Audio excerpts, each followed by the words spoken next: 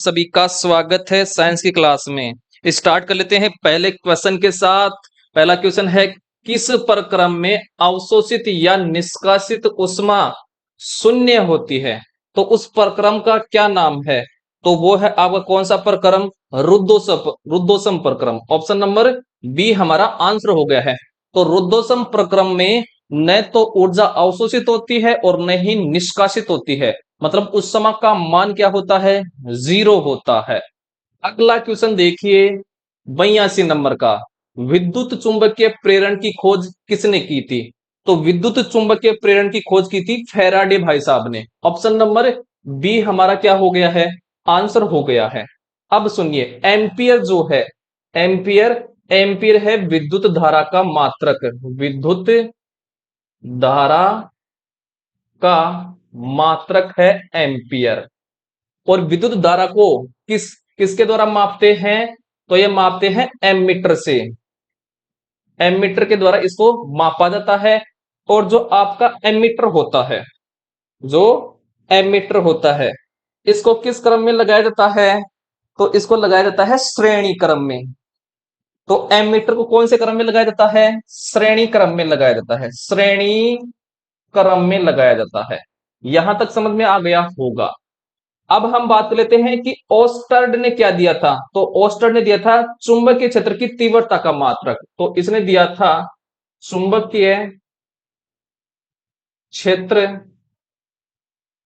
की तीव्रता का मात्रक दिया था आपके किसने? ओस्टर्ड ने।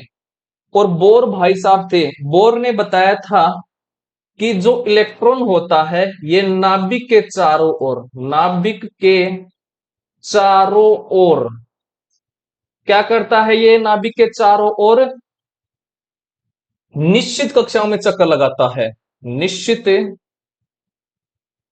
कक्षाओं में चक्कर लगाता है, चक्कर लगाता है। ठीक है। नेक्स्ट क्वेश्चन देखिए। अगला क्वेश्चन है 83 नंबर का, रानीखेत रोग किसका सर्वाधिक सामान्य रोग है? तो जो रानीखेत जो रोग होता है ये आपको किसमें होता है? मुर्गियों में।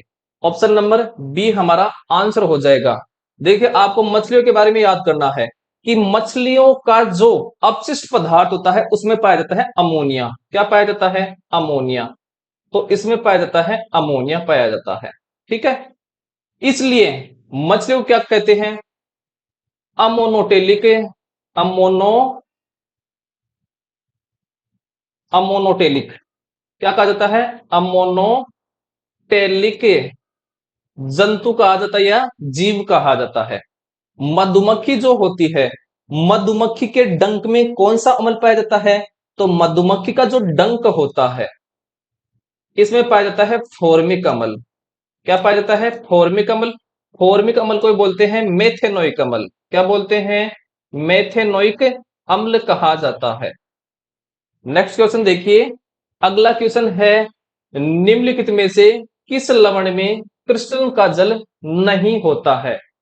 मतलब किसमें जल के अणु जुड़े हुए नहीं होते हैं? बताइए कौन सा हो गया है? तो ऑप्शन नंबर सी हमारा क्या हो जाएगा? आंसर। अर्थात जो खाने का जो सोडा होता है जिसको बोलते हैं मीठा सोडा, उसमें जल के अणु नहीं जुड़े होते हैं।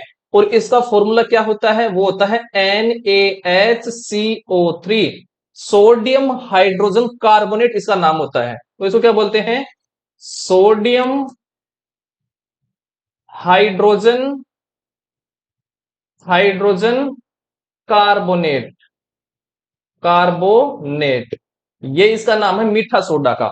जिप्सम है, जिप्सम का सूत्र क्या होता है? तो इसका सूत्र होता है CaSO4 और इसमें दो जल के अणु होते हैं तो .2H2O। और आपको याद करना है POP का फॉर्मूला जिसको बोलते हैं प्लास्टर ऑफ पेरिस। इसका फॉर्मूला होता है CaSO4 और इसमें आधा जल का अणु होता है तो हाफ H2O। ये बात आपको ध्यान में रखनी है। धावन जो सोडा होता है जिसको बोलते हैं क्या? Washing soda. इसको बोलते हैं क्या? वॉशिंग सोडा कहा जाता है। और वॉशिंग सोडे का फॉर्मूला होता है Na2CO3.10H2O। अर्थात इसमें 10 जल के अणु जुड़े होते हैं। यहां तक आपको समझ में आ गया होगा। अब बात कर लेते हैं नीला थोता। नीला थोता का दूसरा नाम है तूतिया। क्या नाम है? तूतिया। क्या नाम है? तूतिया है।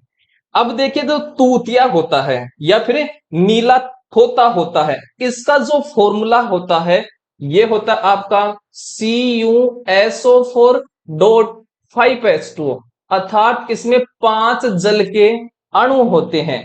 इसके बारे में आपको ध्यान में रख लेना है। इसके अलावा मैं अब बात लेता हूं खाने का जो सोडा होता है, जिसको बोलते हैं मीठा सोडा। इस मीठे सोडे की प्रकृति क्या होती है?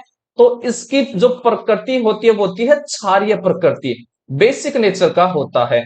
इसका उपयोग करते हैं किसमें? अग्निशामक यंत्र में किया जाता है। अग्निशामक यंत्र में, अर्थात आग बुझाने में इसका उपयोग किया जाता है।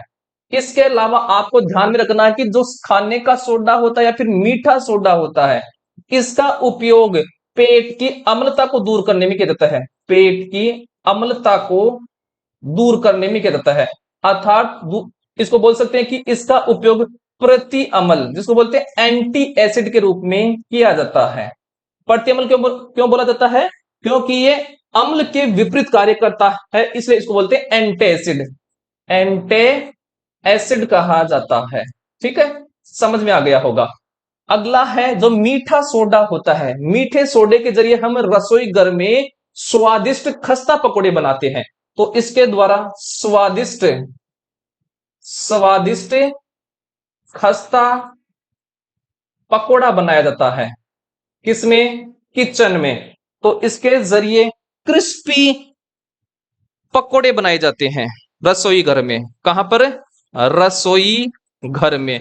ध्यान में रखना है ये वाली बात। ठीक है, तो ये बात कर लिया हमने इनके बारे में।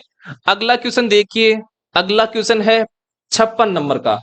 यदि प्रकाश के पथ में रखी अपारदर्शी वस्तु अत्यंत छोटी हो तो प्रकाश इसके किनारों पर मुड़ने की प्रवृत्ति दर्शाता है।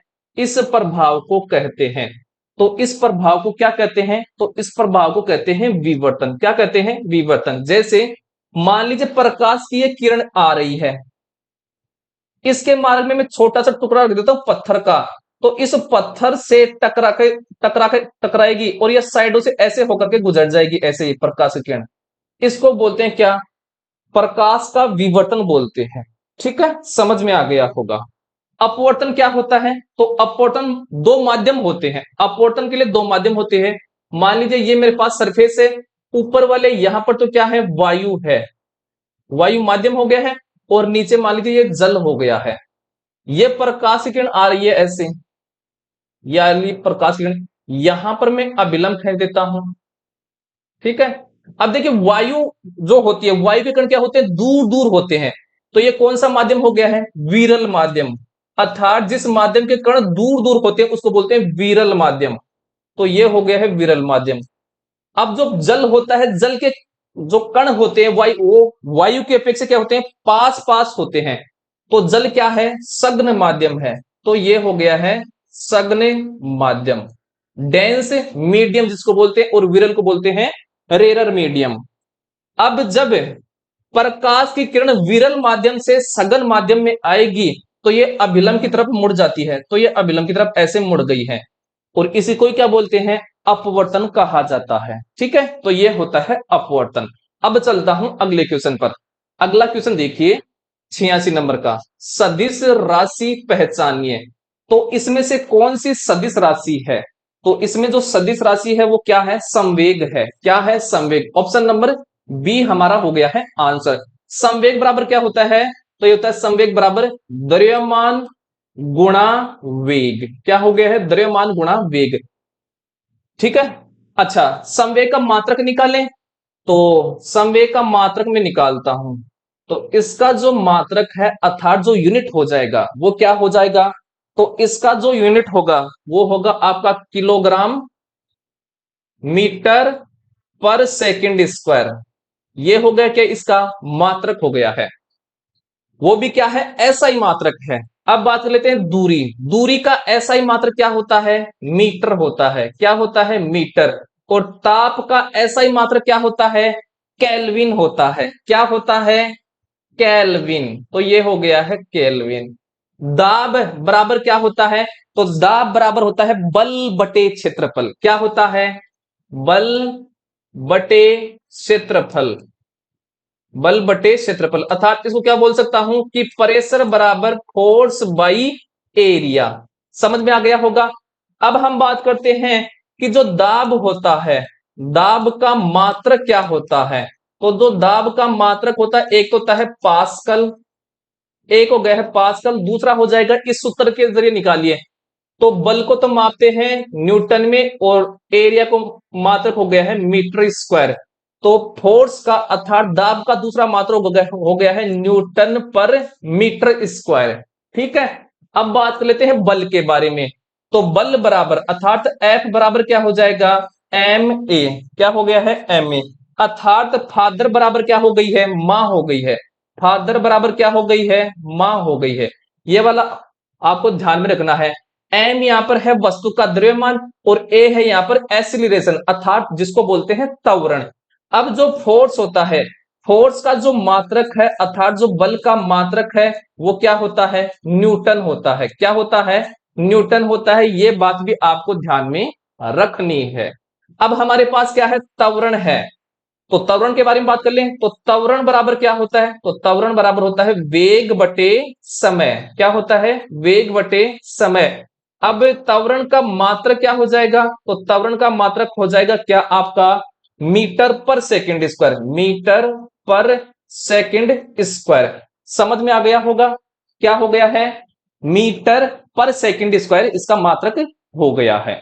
अब आगे चलते हैं। आगे देखिए, अब हमारे पास वेग आ रहा है। क्या आ रहा है? वेग।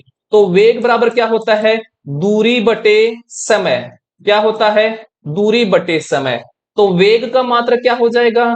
तो वेग का मात्रक हो जाएगा मीटर पर सेकेंड। यहां तक आपको समझ में आ गया होगा। अब चल लेते हैं अगले वाले क्वेश्चन पर। अगला क्वेश्चन देखिए। अगला क्वेश्चन है 87 नंबर का। एक एक्स गुणसूत्र की हानि से नारियों में होने वाला विकार है, तो वो कौन सा विकार है? तो ये है आपका टर्नर सिंड्रोम। कौन सा है? Turner syndrome. Option number B हमारा क्या हो गया है? आंसर हो गया है। जो टर्नर सिंड्रोम होता है इसमें क्या हो जाता है? जो 45 गुणसूत्र होता है, 45 नंबर का जो गुणसूत्र होता है उसकी एक प्रतिलिपि पे बन जाती है। तो जो 45वां गुणसूत्र होता है इसकी क्या हो जाती है? एक अतिरिक्त प्रतिलिपि प्रतिलिपि बन जाती है, मतलब एक्स्ट्रा बन जाता है। अतिरिक्त इसका निर्माण हो जाता है। ठीक है। और ये किस में पाया जाता है? महिलाओं में पाया जाता है। किस में पाया जाता है? ये महिलाओं में पाया जाता है। अब सुनिए, जो डाउन सिंड्रोम होता है, डाउन सिंड्रोम होता है इसमें क्या होता है? 21वें गुणसूत्र की अतिरिक्त प्रतिलिपि बन जाती है। तो इसमें बन जाती है 21वें गुणसूत्र की अतिरिक्त प्रतिलिपि। अतिरिक्त प्रतिलिपि अर्थात इसकी एक एक्स्ट्रा कॉपी बन जाती है। ठीक है। तो ये हो गया आपका क्या? डाउन सिंड्रोम रोग। तो डाउन सिंड्रोम रोग में क्या हो जाते हैं? वैसे मनुष्य में 46 गुणसूत्र होते हैं, लेकिन डाउन सिंड्रोम में मनुष्य में 47 गुणसूत्र हो जाते हैं। कितने हो जाते हैं? 47 गुणसूत्र हो जाते हैं। अब बात कर लेते हैं किसके बारे में? क्लाइन फेंटर सिंड्रोम के बारे में। पहली बात तो यह ध्यान में रखनी है कि जो क्लाइन फेंटर सिंड्रोम जो होता है ये पाया किस में जाता है? तो ये पाया जाता है पुरुषों में। किस में पाया जाता है? पुरुषों में पाया जाता है। इसके अलावा यह बात ध्यान में रखनी है कि क्लाइन फेंटर सिंड्रोम में जो लिंग गुणसूत्र होते हैं, मतलब मनुष्य में लिंग गुणसूत्र कौन से होते हैं? एक्स वाई होते हैं। लेकिन क्लाइन फेंटर सिंड्रोम में क्या हो जाता है? एक एक्स और बन जाता है, तो दो एक्स गुणसूत्र बन जाते हैं। ये हो जाती है स्थिति। ठीक है। तो इसमें एक एक्स्ट्रा एक्स गुणसूत्र और आ जाता है। तो इस प्रकार से इसमें जो एक्स गुणसूत्र है वो एक्स्ट्रा बन जाता है। और गुणसूत्र कितने हो जाते हैं? टोटल 47 गुणसूत्र हो जाते हैं क्लाइन फेंटर सिंड्रोम में। और ऐसा व्यक्ति क्या होता है? अपराध ज्यादा करता है। क्या करता है? अपराध अधिक करता है। उसको केवल लड़ाई झगड़ा दिखाई देता है। यह बात आपको ध्यान में रखनी है। अगला क्वेश्चन देखिए। अगला क्वेश्चन है 88 नंबर का। एक विद्युत धारावाही वर्ताकार पास के केंद्र पर उत्पन्न चुंबकीय क्षेत्र का मान आनुपातिक होता है। तो ये किसके आनुपातिक होता है? तो ये होता है प्रवाहित धारा के, पास में प्रवाहित धारा के समानुपाती होता है। इसको डायरेक्ट आपको याद कर लेना है। अगला क्वेश्चन देखिए, अगला क्वेश्चन है 89 नंबर का। कौन से सिंथेटिक फाइबर को कृत्रिम रेशम से जाना जाता है? तो ये जाना जाता है किसको? रेयन को जाना जाता है। ऑप्शन नंबर बी हमारा हो गया है आंसर। अगला क्वेश्चन देखिए, अगला क्वेश्चन है 90 नंबर का। 90 नंबर का क्वेश्चन क्या है कि साइनाइड प्रक्रिया निष्कर्षण में आता है। तो वो आता है क्या? सोना। ऑप्शन नंबर सी हमारा आंसर हो जाएगा। अब जो सोना है, सोने का प्रतीक होता है एयू। क्या होता है? एयू, अर्थात इसको बोलते हैं ओरम। ओरम बोलते हैं। जो सोना आपका होता है, सोने में सर्वाधिक तन्यता का गुण पाया जाता है। क्या पाया जाता है? तन्यता का गुण। तन्यता का मतलब होता है कि पतले तार में बनने की क्षमता। और आपको एक बात यह ध्यान में रखनी है, एनसीईआरटी बुक में लिखी हुई है कि 1 ग्राम सोने से 2 किलोमीटर का तार बनाया जा सकता है। यह बात एनसीईआरटी में लिखी हुई है। इसके अलावा सोने में आघात वर्ध्यता, आघात वर्ध्यता का गुण भी सर्वाधिक पाया जाता है। आघात वर्ध्यता का मतलब क्या होता है कि सोने को पीट करके पतली चादरें बनाई जा सकती हैं, उसको बोलते हैं आघात वर्ध्यता। मतलब ज्यादा फैलने की क्षमता होती है इसमें, ऐसे समझिए। प्लेटिनम जो होता है, प्लेटिनम का प्रतीक होता है क्या? पीटी होता है। क्या होता है? पीटी। और निकिल का प्रतीक क्या होता है? एनआई होता है। निकिल का उपयोग किया जाता है हाइड्रोजनीकरण में, तो इसका उपयोग किया जाता है हाइड्रोजनीकरण। जो वसा का हाइड्रोजनीकरण करते हैं ना, उसमें किया जाता है। जिंक जो होता है, जिंक का प्रतीक क्या होता है? जेडन होता है। और जिंक का जो ऑक्साइड होता है, जिंक का ऑक्साइड का क्या नाम है? Z N O. और जिंक का जो ऑक्साइड होता है, यह होता है आपका उभयधर्मी ऑक्साइड, अर्थात एम्फोटेरिक ऑक्साइड होता है। और उभयधर्मी ऑक्साइड का अर्थ यह होता है कि उभयधर्मी ऑक्साइड अम्ल व क्षार, अम्ल व क्षार, क्षारक दोनों से क्या करता है? अभिक्रिया करता है। क्या करता है? अभिक्रिया। तो उनको बोलते हैं क्या? आपको उभयधर्मी ऑक्साइड बोलते हैं। ठीक है। अब चलते हैं अगले क्वेश्चन पर। अगले क्वेश्चन की तरफ हम क्या कर लेते हैं? मूव ऑन कर लेते हैं। अगर देखिए आपको ये क्लास अच्छी लग रही है तो क्लास को देखिए लाइक शेयर करना आपकी जिम्मेदारी है। हमारी जिम्मेदारी केवल आपको अच्छे से अच्छा कंटेंट देना है। अगला क्वेश्चन देखिए, 51 नंबर का क्वेश्चन है, निम्नलिखित में से कौन सा धनायनित अपमार्जक है? तो धनायनिक अपमार्जक है आपका cetyl trimethyl ammonium bromide. Option number A हमारा क्या हो गया है? आंसर। बाकी के ये जो 3 बच गए, ये क्या है? ऋणायनिक अपमार्जक। ये हैं ऋणायनिक अपमार्जक। क्या है? ऋणायनिक अपमार्जक हैं। और ये क्वेश्चन कहां पर आया था? ये क्वेश्चन आपका अधीनस्थ बोर्ड ने पूछा है। अगला क्वेश्चन देखिए, अगला क्वेश्चन है 92 नंबर का। पादपों में कायिक प्रवर्धन की इकाई निम्नलिखित में से कौन सी है? तो पहली है प्रकंद, बिल्कुल ये है। दूसरी है भूस्तारी, ये भी है। तीसरी है बल, ये भी है। तो ऑप्शन नंबर डी हो जाएगा। ये सभी क्या है? कायिक प्रवर्धन है। कायिक प्रवर्धन क्या होता है कि कायिक भागों से नए पादप का निर्माण करना ही क्या कहलाता है? कायिक प्रवर्धन कहलाता है। ठीक है। अगला क्वेश्चन देखिए, अगला क्वेश्चन है 93 नंबर का। निम्नलिखित में से कौन सी एक खरीफ की फसल नहीं है? तो खरीफ की फसल इनमें से कौन सी नहीं है? देखिए जो चावल है, सॉरी गेहूं जो है, गेहूं क्या है? रबी की फसल है। क्या है? रबी की फसल है। तो ऑप्शन नंबर ए हो गया है आंसर कि गेहूं है, ये खरीफ की फसल नहीं है, ये आपकी रबी की फसल है। ठीक है। और खरीफ की जो फसल होती है, ये कब बोई जाती है? तो जो खरीफ की जो फसल होती है, खरीफ की फसल, ये आपकी बोई जाती है कब? ये बोई जाती है जून जुलाई में, जून जुलाई में। और इसको, इसकी कटाई कब की जाती है? तो इसकी कटाई की जाती है सितंबर अक्टूबर में। सितंबर अक्टूबर में इसकी क्या की जाती है? कटाई की जाती है। ये बात आपको ध्यान में रखनी है। अगला क्वेश्चन देखिए, अगला क्वेश्चन है 54 नंबर का। मौसम विज्ञान के अनुसार सामान्य वर्षा से 51% व अधिक वर्षा में कमी होने पर खालिस्तान सूखा कहते हैं। तो 51% व अधिक वर्षा में कमी होने पर ऐसे सूखे को बोलते हैं भयंकर सूखा। क्या बोलते हैं? भयंकर सूखा बोलते हैं। ऑप्शन नंबर बी हमारा हो गया है आंसर। अगला क्वेश्चन देखिए, अगला क्वेश्चन है 95 नंबर का। कांसे की मूर्ति में ज्यादातर होता है, मतलब जो कांसा होता है, कांसा जो होता है ये क्या है? एक मिश्र धातु है। क्या है? मिश्र धातु है। तो कांसा किन धातुओं से मिलकर बना होता है? तो ये मिलकर बना होता है कॉपर व टिन से। ऑप्शन नंबर डी हमारा क्या हो गया है आंसर।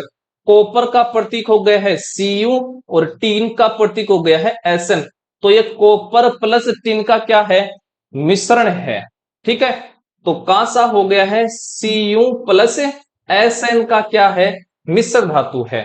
अब सुनिए, जो आपका कॉपर है और जिंक है ये किससे मिलकर बना होता है, मतलब ये कौन सी मिश्र धातु है? तो ये इस मिश्र धातु को बोलते हैं क्या? पीतल। क्या बोलते हैं? पीतल। तो ये है पीतल। तो पीतल बनी होती है कॉपर तथा जिंक से। याद कैसे करना है? पीतल को याद करना है पिताजी से। किसे याद करोगे? पिताजी से। तो पी से तो हो गया है पीतल, ता से हो गया है तांबा और जी से हो गया है जिंक। तो जो पीतल है ये तांबा प्लस जिंक से मिलकर बनी होती है, अर्थात Cu प्लस Zn से मिलकर बनी होती है। ये बात आपको ध्यान में रख लेनी है। अगला क्वेश्चन देखिए, अगला क्वेश्चन है 56 नंबर का। सेब को अर्थात एप्पल को काटने पर थोड़ी देर बाद वह भूरा हो जाता है, यह किस प्रकार का परिवर्तन है? तो ये परिवर्तन है आपका रासायनिक परिवर्तन। ऑप्शन नंबर बी हमारा हो जाएगा आंसर। अर्थात रासायनिक परिवर्तन में क्या होता है?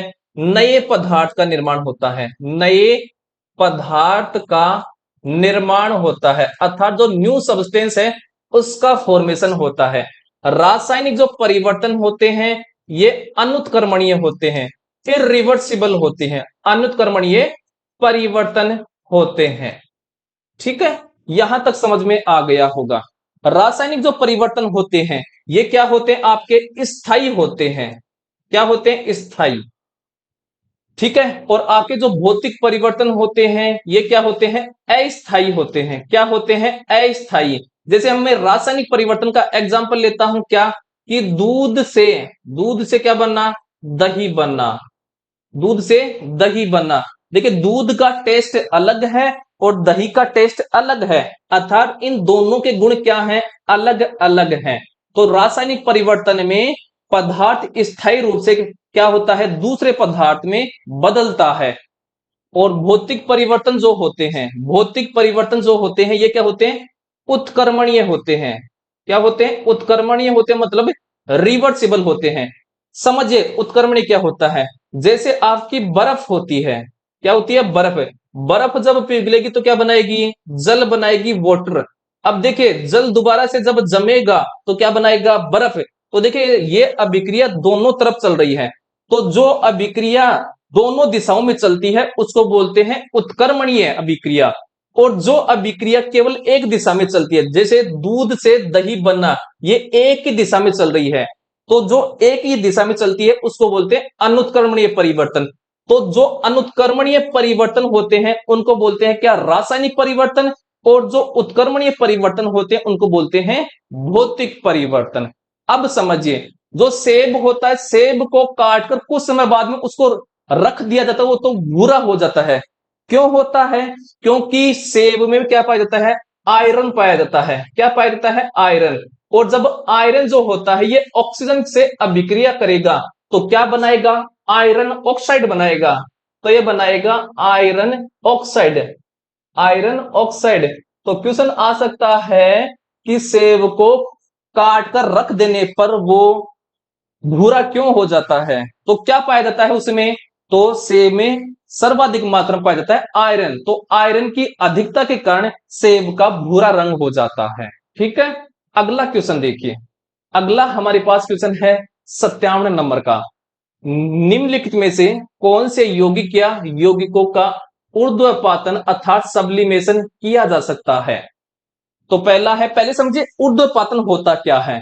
तो जब कोई पदार्थ ठोस अवस्था से, क्या, ठोस अवस्था से सीधे सीधे ही द्रव अवस्था में बदले बिना सीधे ही गैस अवस्था में बदल जाता है, गैस अवस्था में बदल जाता है, उसको क्या बोलते हैं आपका ऊर्ध्वपातन बोलते हैं, सब्लिमेशन बोलते हैं। जैसे आपने कपूर देखा होगा, क्या, कपूर, कपूर की गोलियां होती हैं और उनको रखते हैं कपड़ों में। जब हम कपड़ों में रखते हैं तो कुछ समय बाद में वहां पर कपूर की गोलियां नहीं मिलती हैं, क्यों? क्योंकि वो गैस के रूप में होकर के वो क्या हो गया है, गायब हो गया है, डिसअपेयर हो गया है। तो कपूर में क्या पाया जाता है, ऊर्ध्वपातन का गुण पाया जाता है। बाकी का भी देख लीजिए, जो आयोडीन होता है, आयोडीन में भी ऊर्ध्वपातन का गुण पाया जाता है।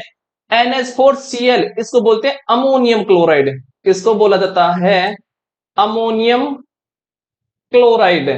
तो जो अमोनियम क्लोराइड जो होता है, इसमें भी किसका गुण पाया जाता है, आपका ऊर्ध्वपातन अर्थात सब्लिमेशन का गुण पाया जाता है। सूखी जो बर्फ होती है, इसमें भी आपका ऊर्ध्वपातन का गुण पाया जाता है। और नेफ्थेलिन जो होता है, इसमें भी ऊर्ध्वपातन का गुण पाया जाता है। तो ऑप्शन नंबर 4 हमारा हो गया है आंसर। अगला क्वेश्चन देखिए, अगला क्वेश्चन है 58 नंबर का। वह नेत्र दोष जिसके कारण दूर स्थित वस्तु का प्रतिबिंब दृष्टिपटल के सामने बनता है कहलाता है। तो वह कहलाता है क्या, निकट दृष्टि दोष। क्या कहलाता है, निकट दृष्टि दोष। देखिए निकट दृष्टि दोष में क्या होता है, निकट की वस्तु साफ दिखाई देती है, निकट वस्तु स्पष्ट दिखाई देती है, स्पष्ट।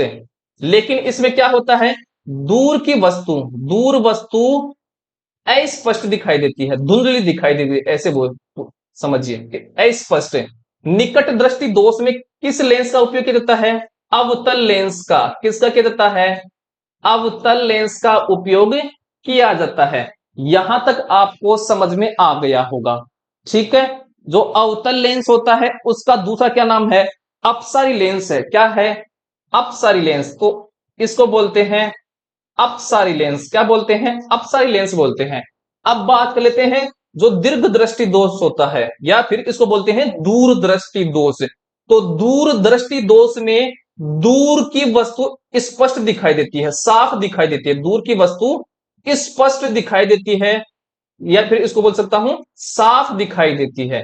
लेकिन इसमें क्या होता है, दीर्घ दृष्टि दोष में या फिर दूर दृष्टि दोष में निकट की वस्तु, निकट वस्तु ये क्या दिखाई देती है, धुंधली, धुंधली मतलब अस्पष्ट दिखाई देती है, अस्पष्ट दिखाई देती है।